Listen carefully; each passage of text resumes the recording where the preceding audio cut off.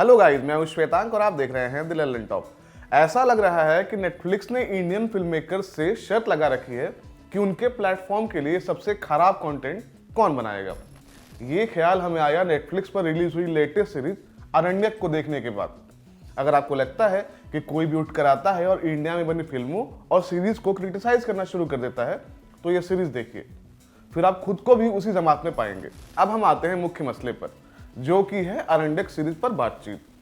पिछले दिनों streaming platform वूट पर कैंडी नाम की एक सीरीज आई थी। जब आप अरण्यक को देखेंगे तो आपको लगेगा कि ये दोनों सीरीज ऑलमोस्ट एक ही स्टोरी लाइन पर बेस्ड हैं। जो भी फर्क है वो प्रोडक्शन वैल्यू और मेकर्स के अप्रोच में है। एक ही कहानी दो अलग अलग लोग सुनाएंगे तो उसमें थोड़ा अंतर तो आ ही जाएगा, क्योंकि दो लोगों के सोचने समझने और चीजों को प्रोसेस करने का तरीका अलग अलग होता है। अरण्यक की कहानी घटती है हिमाचल प्रदेश के एक फिक्शनल टाउन में जिसका नाम है सिरोना। सिरोना में एक जंगल है जहां एमी नाम की एक फ्रेंच लड़की की लाश मिली है।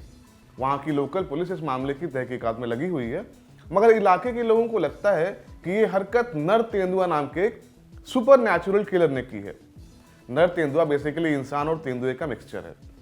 जिस दिन ये घटना होती है उसी दिन थाने की एसएचओ कस्तूरी डोगरा 1 साल की छुट्टी पर जा रही है। ऐसे में उन्हें अंगद नाम का एक दूसरा ऑफिसर थाने में रिप्लेस करता है। पुलिस तकरीबन ये मान चुकी है कि नर तेंदुआ ही लड़कियों का रेप कर उनका मर्डर कर देता है, मगर नए एसएचओ साहब जो हैं इन सब चीजों पर विश्वास नहीं करते, इसलिए वो मामले की तह तक पहुंचने की कोशिश करते हैं। फिर आपको पता चलता है कि इतने बिल्डअप के बाद ये सीरीज सीआईडी टाइप एंडिंग के साथ खत्म होगी। अरण्यक बड़ी कंफ्यूजिंग सीरीज है। इस सीरीज के मेकर्स ये तय नहीं कर पाए कि इस सीरीज को सुपर नेचुरल बनाया जाए, इसमें थ्रिलर वाले गुण डाले जाएं, हुडनिट वाले जोन में रखें या पुलिस प्रोसीजरल शो बनाएं। इसलिए ये सीरीज इनमें से किसी जॉनर या सब जॉनर में फिट नहीं होती है। पूरी सीरीज ये साबित करने में खर्च होती है कि सुपर नेचुरल जैसा कुछ नहीं है, ये सारा कुछ इंसान कर रहे हैं। मगर सुपर नेचुरल एलिमेंट को खारिज करने के बावजूद आखिरी सीन में ऐसा इशारा किया जाता है कि नर तेंदुआ जैसी कोई चीज हमेशा से थी। इसका क्या मतलब समझे हम। इस सीरीज से रवीना टंडन ने अपना डिजिटल डेब्यू किया है। उन्हें एसएचओ कस्तूरी डोगरा का रोल किया है। रवीना की जो फिल्मोग्राफी रही है उस लिहाज से ये सीरीज उनके लिए बिल्कुल ही out of the box content रही होगी। ये सीरीज थोड़ी कम बचकानी लगती अगर उनके कैरेक्टर को थोड़ा सेंसिबिलिटी और लॉजिक और बख्शी जाती। कस्तूरी 1 साल के ब्रेक पर जा रही है ताकि अपनी फैमिली को टाइम दे सके, क्योंकि उसका परिवार बिखरने की कगार पर है। मगर वो छुट्टी लेकर भी पुलिस की नौकरी जारी रखे हुए है, जबकि उसकी जगह एक नया ऑफिसर अपॉइंट किया जा चुका है। उसके परिवार की हालत दिन ब दिन खराब होती जा रही है, मगर कस्तूरी को सिर्फ नौकरी करनी है। जब उसका पति इस चीज की ओर ध्यान दिलाता है तो उसे कहा जाता है कि पुलिस की नौकरी एक नशा है। वाह, एक इंटरेस्टिंग चीज है कि कस्तूरी अपनी जॉब में इतनी बिजी रही कि उसे खाना बनाना तक नहीं आता। गुड, जरूरी नहीं कि हर महिला को खाना बनाना आए, मगर लॉजिक कहाँ है ब्रो। कस्तूरी के लिए खाना उसकी बेटी बनाती है, मगर जब उसकी बेटी नहीं थी या छोटी थी तब खाना कौन बनाता था।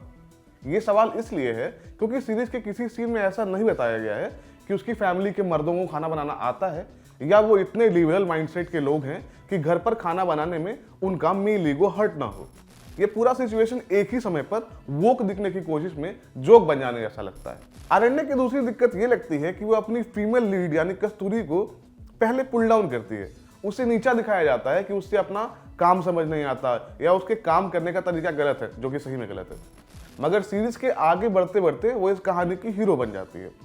सब लोग उसका कहा फॉलो करने लगते हैं। उसका रिप्लेसमेंट उसे अचानक से भाव देना शुरू कर देता है। दोनों के बीच नॉट एग्जैक्टली रोमांस, मगर वैसा ही कुछ होने लगता है।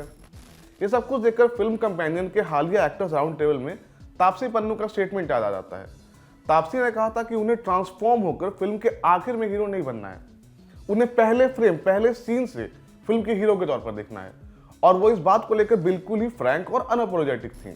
परमव्रता चैटर्जी ने अरण्यक में अंगद मलिक नाम का किरदार निभाया है, जिसे दूसरे शहर से सिरोना भेजा गया है ताकि कस्तूरी की गैर मौजूदगी में वो थाने का काम संभाल सके। ये ऐसा कैरेक्टर है जो ठीक वैसा ही महसूस करता है जैसे इस सीरीज को देखते हुए पब्लिक। उसे समझ ही नहीं आता कि उस इलाके के लोग इतनी डम और इलॉजिकल बातें कैसे कर सकते हैं। तो इस पर इस सीरीज में हर बात पर फोन रिकॉर्ड निकाला जा रहा है।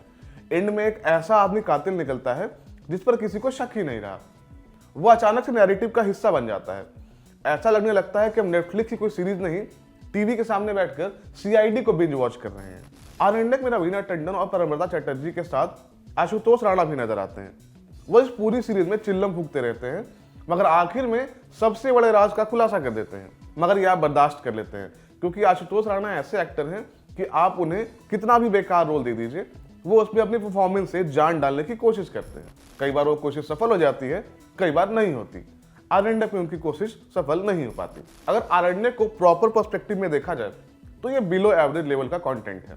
इसके प्लॉट में इतने लूपहोल्स हैं कि उसकी भरपाई कोई चीज नहीं कर सकती। इस सीरीज में आपको रवीना टंडन के नए अवतार के अलावा कुछ भी ऐसा नहीं मिलेगा जो आपने पहले ना देखा हो। काश मैं ऐसा कह पाता कि आरण्यक को देखकर खुद तय करिए कि इसे देखना चाहिए कि नहीं। बाकी मैं था श्वेतांक और आप देख रहे थे द लैंडटॉप। शुक्रिया।